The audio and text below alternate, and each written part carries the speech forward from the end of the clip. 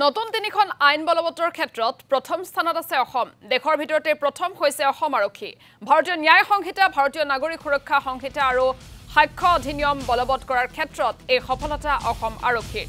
এই সন্দৰ্ভত প্ৰতিক্ৰিয়া প্ৰকাশ কৰিছে বিশেষ আৰক্ষী সঞ্চালক প্ৰধান মুন্না প্ৰসাদ গুপ্তাই।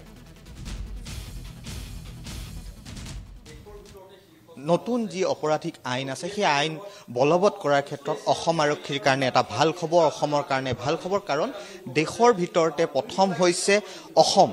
যি এই তিনিওখনকৈ নতুন যি আইন আছিল অপৰাধিক আইন, সেই আইন বলবৎ কৰিছে অসম আৰক্ষীয়ে। কেনেধৰণে ৰাজ্য আছে, হাৰিয়ানা, ইউ পি এনেধৰণৰ বহুত ষ্টেট আছে, কিন্তু পাৰ্চেণ্টেজ ৱাইজ চাবলৈ গ'লে অসম শীৰ্ষত।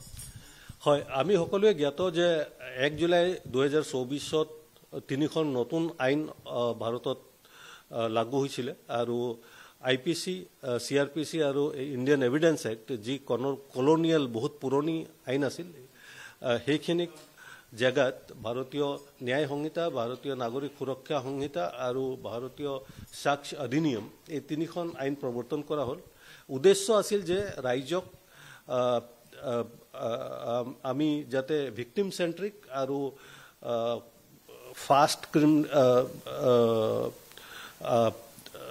জাষ্টিছ ডেলিভাৰী, যিটো ন্যায়ৰ প্ৰক্ৰিয়াটো সেইটো যাতে খৰতকীয়া হয় আৰু ৰাইজৰ সুবিধামতে হয় আৰু ভুক্তভোগী চেণ্ট্ৰিক হয়, যিসকল ভিক্টিম তেওঁলোকৰ যাতে সকাহ পায়, সেই উদ্দেশ্যেৰে তিনিখন আইন অনা হৈছিল। আৰু আমি ভাৰতৰ গৃহ মন্ত্ৰালয়ে বিভিন্ন পেৰামিটাৰৰ ওপৰত সকলো ৰাজ্যৰ যিটো পাৰফৰ্মেঞ্চ এই আইন প্ৰৱৰ্তন কৰা তেতিয়ালৈকে 1 জুলাই 2024 পৰা আজিলৈকে তাৰ এটা তেওঁলোকে ইভালুৱেশ্যন কৰিছে আৰু এই ইভালুৱেশ্যনৰ মতে আমি অসম আজিৰ দিনত 76% স্ক'ৰ কৰি আমি দেশৰ ভিতৰতে শীৰ্ষস্থানত আছোঁ।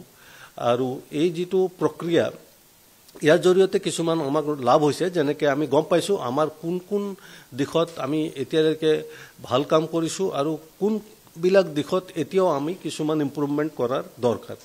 গতিকে সেই উদ্দেশ্যৰে